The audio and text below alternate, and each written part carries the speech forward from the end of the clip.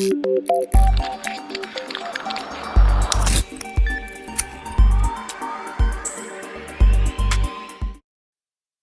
volta com vocês, queridos amigos e amigas, para essa segunda parte do estudo da Lei de Trabalho Temporário, a Lei 6.019, no que pertine ao trabalho temporário. Nós vimos no primeiro bloco o desenho da contratação de trabalho temporário, a empresa tomadora, a empresa de trabalho temporário e o trabalhador temporário, como é esse desenho. É uma relação de natureza civil entre as duas empresas e há uma relação de natureza trabalhista entre a empresa de trabalho temporário e o trabalhador temporário. Nós vimos que trabalho temporário só poderá manifestar-se quando nós tivermos substituição temporária do trabalhador permanente ou no caso de uma demanda excepcional de serviço, uma demanda complementar, algo que não é ou previsto, algo imprevisível, ou quando previsível tem natureza intermitente, natureza sazonal, natureza periódica. Nós observamos que não pode ser utilizada a contratação de trabalho temporário para substituir trabalhadores em greve, salvo situações excepcionais previstas em lei, que são aquelas atividades essenciais que se exige pelo menos um mínimo de contingente. Vimos ainda a manifestação da empresa de trabalho temporário como uma empresa que tem que ter tanto registro no cartório das pessoas jurídicas para adquirir personalidade jurídica cível, como também o registro no Ministério do Trabalho. E é ela que contrata diretamente o trabalhador temporário, colocando-o à disposição de tomadoras de serviço. E paramos a aula, nos debruçando sobre o artigo 5º, falando do conceito legal da empresa tomadora de serviços. Nós vimos que essas tomadoras de serviços, elas podem ser tanto pessoas jurídicas como entidades a ela equiparadas. E aqui vimos que as tomadoras de serviços podem ser entes despersonalizados. E isso é um critério que amplia a possibilidade de contratação como tomadora de serviço, à luz do artigo 5º da Lei 6.019. Agora vamos dar continuidade para tratar dos requisitos de funcionamento da empresa de trabalho temporário. A empresa de trabalho temporário simplesmente ela tem que ter o registro no Ministério do Trabalho, o registro no cartório, para assim já começar suas atividades? Não. A lei traz mais algumas exigências a elas e a mais importante é o capital social mínimo de R$100 mil. Esse é o tópico que mais pode ser cobrado em prova. Mas vamos examinar um por um desses itens aqui no artigo 6º da lei. Acompanhe comigo, por gentileza. Olha para cá. São requisitos para funcionamento e registro da empresa de trabalho temporário no Ministério do Trabalho. Requisitos para funcionamento e registro. Ou seja, se você não cumprir esses requisitos, você nem sequer se registra. Tá vendo que o registro é obrigatório? Ó, registro no Ministério do Trabalho. Requisito para que ela possa estar funcionando, primeiro para se registrar, e requisito para ela estar funcionando. Isso é muito importante. Inciso 1.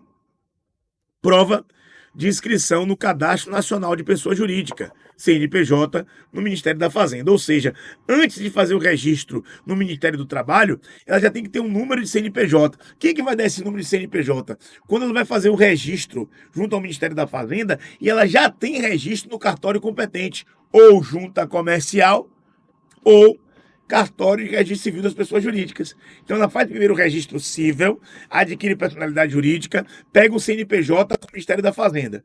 E aí, com isso, ela tem um dos requisitos para fazer o registro no Ministério do Trabalho e poder funcionar no mundo jurídico como uma empresa de trabalho temporário. Requisito número 1 do inciso 1 do artigo 6º aqui da Lei 6.019.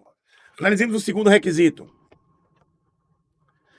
Prova do competente registro da junta comercial da localidade que tem a sede. Perceba, ó, são requisitos para funcionamento e registro no Ministério do Trabalho. Ele já quer o registro da junta comercial antes, na localidade que tem a sede. Mas aqui a gente tem aqui uma consideração importante. Prova do registro na junta comercial da localidade que tem a sede. Quem se registra na junta comercial?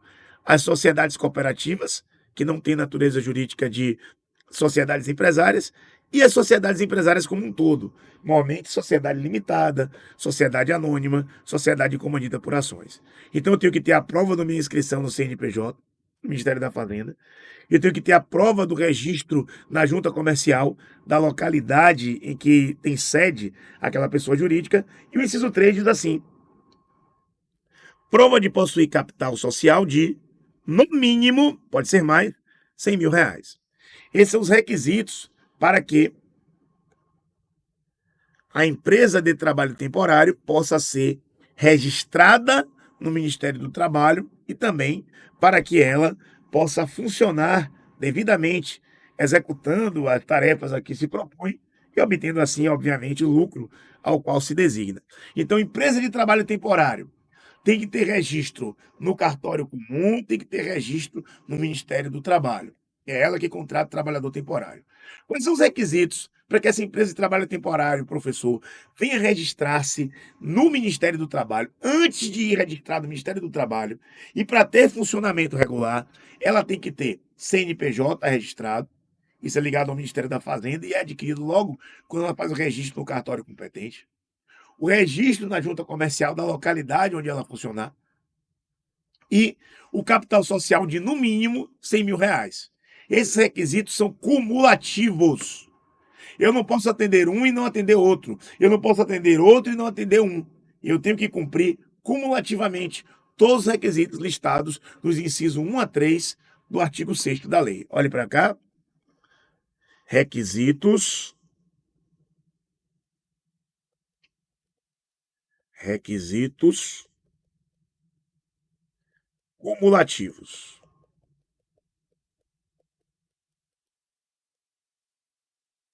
Requisitos cumulativos. Aqui no artigo 6º da Lei de Trabalho Temporário. Isso é importante, são os requisitos para o funcionamento, para o registro e para o funcionamento da empresa de trabalho temporário junto ao Ministério do Trabalho. Tema valioso que costuma ser cobrado em prova. Então, muita atenção também a esse artigo 6º, de olho na questão, gosta de cair em questões, esse artigo 6º da lei, tá bom? Especialmente essa parte aqui do capital social. Provar possuir um capital social de no mínimo R$ 100.000. Para quê? Para garantir solvabilidade jurídica, solvabilidade financeira, para que esta empresa ela mesma venha remunerar o trabalhador temporário, gerando menos risco de prejuízo, né, às empresas tomadoras de serviço. Artigo 8º da lei vai nos falar, gente, sobre algumas obrigações da empresa de trabalho temporário. Vamos nos debruçar sobre elas e entender que, na verdade, não são tão complexas, mas que manifestam uma parte burocrática necessária para o desempenho de suas atividades. Olhe para cá.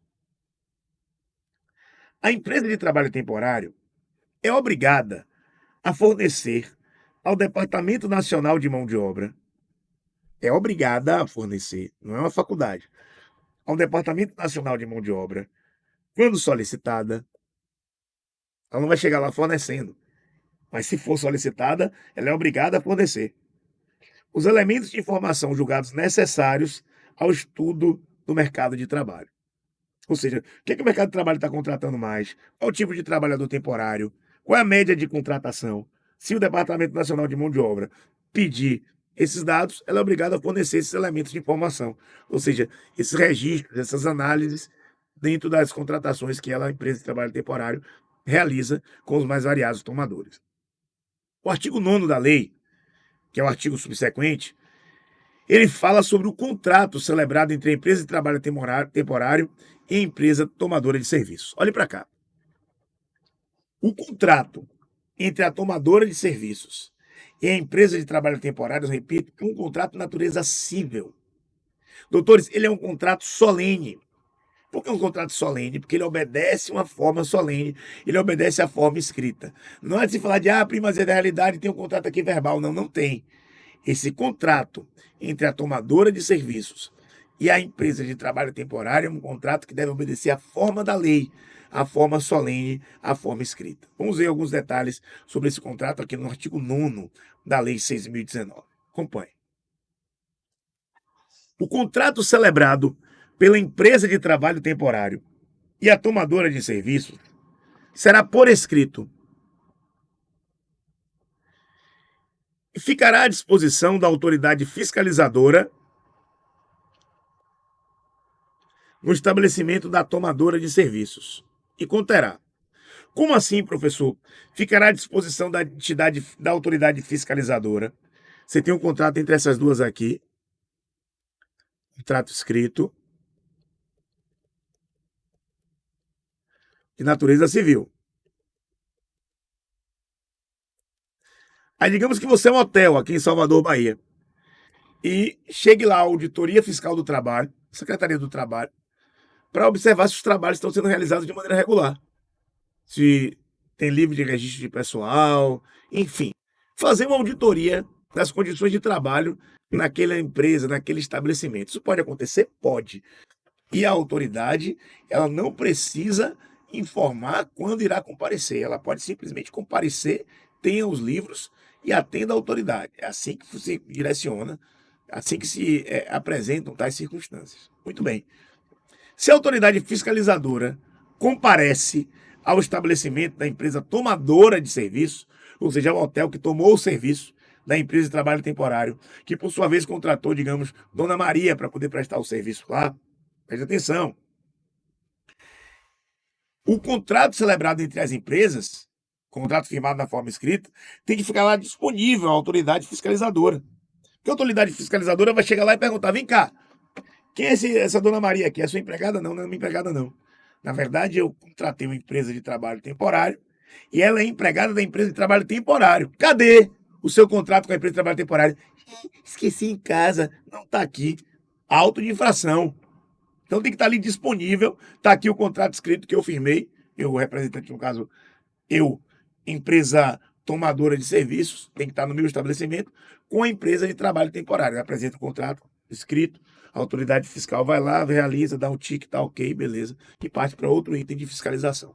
Tudo bem? Então, o contrato por escrito deve ficar nas dependências da empresa tomadora de serviços. Mas o que vai conter esse contrato? Esse contrato, além de cumprir a forma escrita, além de ficar disponível para a atividade de fiscalização nas dependências da empresa tomadora, ele tem que conter alguns requisitos, requisitos de validade, requisitos de forma desse contrato. Acompanhe comigo. Bom, esse contrato, esse negócio jurídico, para produzir os seus profícuos efeitos, ele tem que ter a qualificação das partes, claro, né, gente? Nós sabemos que todo contrato, ele tem que ter, atender o plano da existência, o plano da validade e o plano da eficácia. O que a gente já aprendeu nisso aqui? Ó, tem que ter o agente capaz, o objeto lícito, possível, determinado ou pelo menos determinável, e a forma livre ou prescrita pela lei. É o artigo 104 do Código Civil, aplicável subsidiariamente ao direito do trabalho. Qualificação das partes, está aqui, o agente capaz. A empresa tomadora de serviços e a empresa de trabalho temporário, devidamente registrada, todos os requisitos cumpridos. O motivo justificador da demanda de trabalho temporário. Bruno, quais são os motivos que justificam a demanda de trabalho temporário? Minha funcionária engravidou e durante esse período de salário de maternidade eu preciso de uma trabalhadora temporária. Esse é um motivo. Vai ter Olimpíadas aqui no Brasil e nós entendemos que vai existir uma alta na demanda. Vamos precisar de alguns trabalhadores naquele período ali, para aquela demanda excepcional, para aquela demanda complementar de serviço. Apesar de previsível, é sazonal, é intermitente. Isso é um motivo justificável. Isso é um motivo justificador da demanda de trabalho temporário. Ou seja, eu tenho que justificar o porquê da contratação no meu objeto contratual. O objeto, portanto, tem que ser o quê?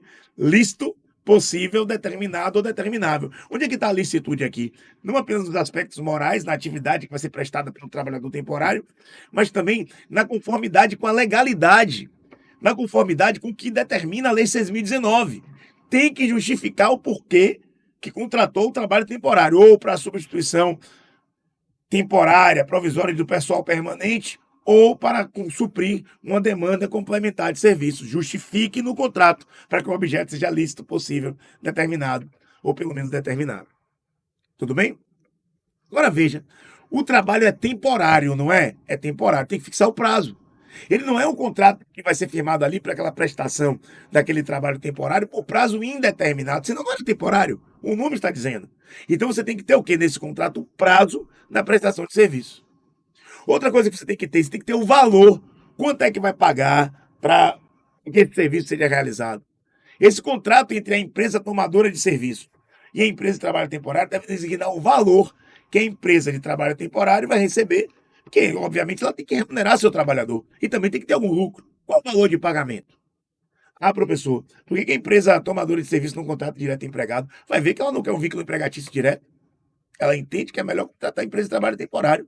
Se a empresa de trabalho temporário ficar inadimplente lá com seu empregado, ela que se vire, minha responsabilidade é apenas subsidiária. É uma opção empresarial. É uma opção dada pelo princípio da flexibilização das relações de trabalho. Tudo bem? Então, olha aqui na tela. Qualificação das partes, motivo justificador da demanda de trabalho temporário, substituição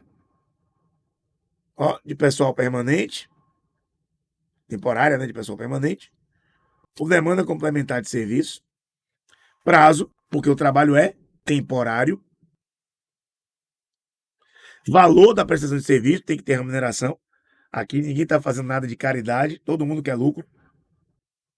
O empregado quer receber, a empresa tomadora quer lucrar com a atividade que vai ser prestada pelo empregado, e a empresa de trabalho temporário quer ganhar dinheiro por intermediar essa contratação. 5. Disposições sobre segurança e saúde do trabalhador, independentemente do local de realização do trabalho. Disposição sobre segurança e saúde do trabalhador, independentemente do local de realização do trabalho. Então, esses são os requisitos, tá? Para que nós possamos falar devidamente, tecnicamente, sobre esse contrato escrito, esse contrato solene, que vai ser firmado entre a empresa tomadora de serviços e a empresa de trabalho temporário. Ora, contrato na forma escrita, todos os demais requisitos atendidos, ou seja, um vai ser pessoa jurídica ou ente ele equiparado, a tomadora. A empresa de trabalho temporário vai ter que ter aquele requisito de registro, lembra? 100 vezes pelo menos o capital, pelo menos 100 mil reais no valor no capital social, no mínimo. Registro no CNPJ, registro na junta comercial. Com tudo isso preenchido, as partes vão ser qualificadas. Qualificar as partes. Quem é seu diretor, quem é seu sócio-diretor, etc. Qualificou as partes. Depois, o motivo justificador da demanda de serviço. É para substituição transitória de pessoal permanente ou é para demanda complementar de serviço? Qual o serviço? Para realizar o quê? Colocar isso no contrato. Qual o prazo que esse trabalho vai ser realizado? Afinal, o trabalho é temporário. Qual o prazo? 90 dias, 100 dias? Vou colocar ali. Qual o valor da prestação de serviço? Quanto é que a empresa tomadora de serviço irá pagar à empresa de trabalho temporário? Entendeu? A empresa tomadora de serviço não está pagando nada ao empregado diretamente. Há um contrato aqui de natureza civil. Ela está pagando à empresa prestador, a empresa de trabalho temporário. Uma empresa pagando a outra. Até agora a gente não falou do empregado, do peão, do que vai lá trabalhar, do que vai realmente, entre aspas, meter a mão na massa, como a gente diz. Aqui a relação está entre as empresas.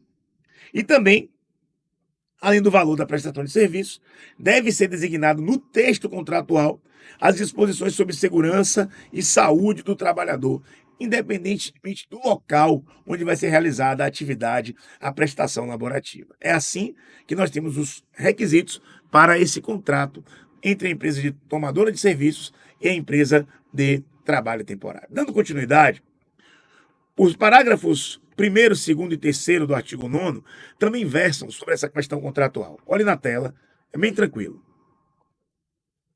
É responsabilidade da empresa contratante garantir as condições de segurança, higiene e salubridade dos trabalhadores, quando o trabalho for realizado em suas dependências ou em local por ela designado. Bem tranquilo isso aqui, né? Quem está contratando, na prática, é o tomador de serviço, ele vai ter que garantir segurança, higiene e salubridade dos trabalhadores. Muito tranquilo, nenhuma novidade. Parágrafo 2º. A contratante estenderá ao trabalhador da empresa de trabalho temporário o mesmo atendimento médico, ambulatorial e de refeição destinado aos seus empregados, existentes na dependência do contratante ou local por ela designado. Olhe para cá que esse parágrafo 2º aqui é importante.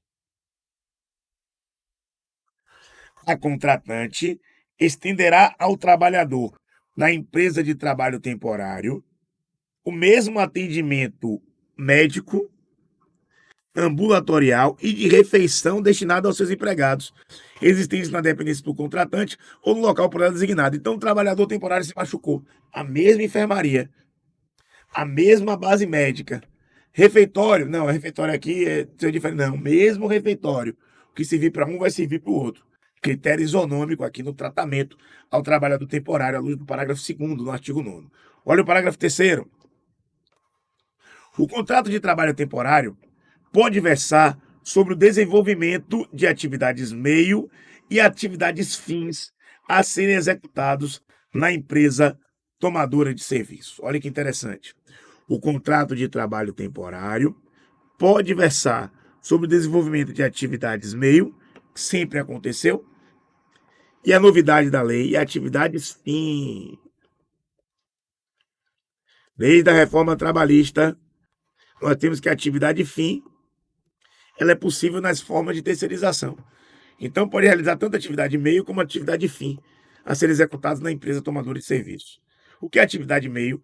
É aquela que facilita a prestação do serviço. Por exemplo, se eu sou uma instituição financeira e eu tenho um serviço de vigilância, um serviço de segurança ou um serviço de limpeza, isso é uma atividade meio, para que eu possa realizar o meu fim, que no caso é a venda das atividades creditícias. Que agora, o que é atividade fim? É eu contratar alguém para já trabalhar, vamos dizer, num call center de atividades creditícias, isso é atividade fim. E hoje em dia, no trabalho temporário e na terceirização em geral, é permitida a terceirização e é também, de igual sorte, a contratação em trabalho temporário para prestação doutores e doutoras da chamada atividade fim. Essas são as considerações que nós estamos passando aqui, valiosas, sobre a lei de trabalho temporário. Portanto, a atividade fim é possível dentro da ideia de prestação de trabalho temporário, como também hoje em dia é possível dentro da ideia de terceirização. Agora nós vamos nos debruçar no artigo 10º da lei, em sequência, dando continuidade, destrinchando aqui o trabalho temporário. Vamos para o artigo 10º, diz assim, ó para cá. Qualquer que seja o ramo da empresa tomadora de serviços, não existe vínculo de emprego entre ela e os trabalhadores contratados pela empresa de trabalho temporário. Não há vínculo direto. A empresa tomadora de serviços contrata a empresa de trabalho temporário. Contrato natureza o quê? Civil. É a empresa de trabalho temporário que contrata Joãozinho, Mariazinha. Contrato natureza empregatícia, natureza trabalhista. Tudo bem? O vínculo não é direto entre a tomadora de serviço e o trabalhador temporário. Não é. Mas, professor, mas ele trabalha lá no hotel. Mas não é. Mas ele trabalha, mas não é. Existe alguém entre eles. Há um intermediário, há um mediador entre eles. A empresa tomadora de serviço, há aqui o contato, o diálogo com a empresa de trabalho temporário, que, por sua vez, assalaria, admite e dirige a prestação pessoal de serviços do trabalhador temporário. Então, não há de se falar de vínculo empregatício entre tomadora de serviço e trabalhador temporário. Esse é um dos aspectos mais importantes para que você não erre na prova. Parágrafo 1º. O contrato de trabalho temporário, com relação ao mesmo empregador, não poderá exceder o prazo de 180 dias consecutivos ou não. Importantíssimo. Importantíssimo. Prazo. Prova gosta de prazo. Prova gosta de prazo. Atenção. O contrato de trabalho temporário com relação ao mesmo empregador não poderá exceder ao prazo de 180 dias consecutivos ou não. Antigamente a lei falava de 3 meses, mas com alterações em 2017, o prazo agora é de 180 dias, que podem ser consecutivos ou não. Então qual é o prazo? 180 dias. Professor, 180 dias são 6 meses? Não. Prazo em dia, olhe para mim, 180 dias não são 6 meses. Prazo em dia é prazo em dia. Prazo em mês é prazo em mês. Mas é a mesma coisa, para sua prova não é. Lembra da regra do dedinho? Tem mês que é de 31, tem mês que é de 30, tem mês que é de 31, tem mês que é de 30, tem mês que é de 31, tem mês que é de 30. Quando você faz assim, soma, dá mais de 180. Cuidado. Então, o prazo é de 180 dias, não é prazo de 6 meses. Cuidado. Prazo em dia é prazo em dia, prazo em mês é prazo em mês. Porque se a questão colocar alguma questão que você tem que contar o prazo, vá até na mão, mas conte. O importante é que você se lembre que são 180 dias, não são 6 meses. Outro detalhe, 180 dias consecutivos ou não. Vamos nessa, vamos dar continuidade. O contrato poderá ser prorrogado por até 90 dias, consecutivos ou não, além do prazo de 180 dias, quando comprovada a manutenção das condições que o ensejaram. Ou seja, a prorrogação não é automática, não é um prazo de 270. Você firma por até 180 dias, mas a prorrogação de até 90 dias, provada, ó, a manutenção das condições. Prorrogação de até 90 dias, provada a manutenção das condições. Isso é importante. 180 dias é o que eu posso firmar inicialmente. É 270, professor? Não, 180. E eu posso prorrogar automaticamente para 90? Não. Só se você provar que as condições se mantiveram. Aí você pode efetivamente comprovar tal circunstância e aí você pode dar continuidade. Parágrafo 5º diz assim: o trabalhador temporário que cumprir o período estipulado no parágrafo 1º e 2º desse artigo, ou seja, que cumpriu o período de 180 dias, depois cumpriu o período de até mais 90 dias, ele cumpriu esse período, somente poderá ser colocado à disposição da mesma tomadora de serviços em um novo contrato temporário após 90 dias do término do contrato anterior. Ou seja, tem um período aqui, um interstício, um período de repouso, um período de, como é que eu posso dizer, um período intercalado para que possa ser contratado novamente. Trabalhei por 180 dias. Se eu comprovo que as condições se mantiveram, posso trabalhar por mais 90, 270. Eu posso ser contratado de novo para trabalhar para aquele tomador temporário, para aquele tomador de serviço? Até posso. Mas eu tenho que respeitar o lapso temporal de 90 dias. Então eu posso prestar o serviço para ele. Tudo bem? Então, 90 dias.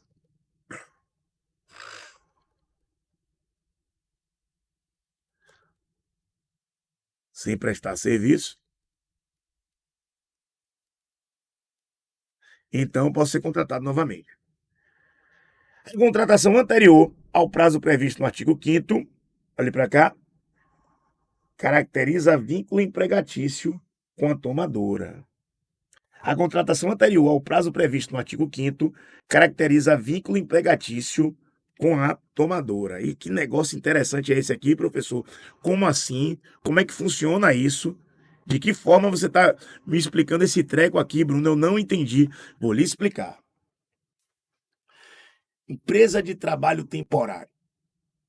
Ela que contrata quem? O trabalhador temporário. O vínculo empregatício é com a empresa tomadora de serviços? Não. A empresa tomadora de serviços procura a empresa de trabalho temporário e fala: estou precisando de alguém para substituir Mariazinha que foi ter filho. Estou precisando de alguém para substituir um empregado meu muito bom, mas que sofreu um acidente de trabalho e eu não sei quando ele vai voltar.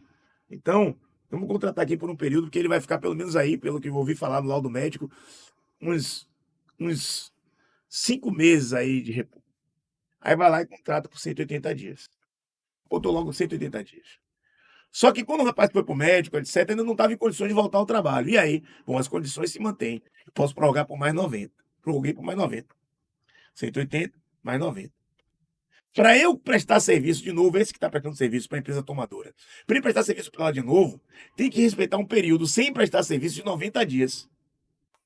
Então eu digo: não, mas eu gostei daquele prestador de serviço, eu quero que seja ele, eu vou contratar com ele. Vai forçosamente e contrata. O vínculo empregatício é considerado direto com a tomadora. Ele já não é mais trabalhador temporário, mas não tem mais tomador, trabalho temporário, empregado, é considerado empregado direto. Ou seja, há um reconhecimento do vínculo empregatício na forma do parágrafo 6º do artigo 10º da Lei 6.019.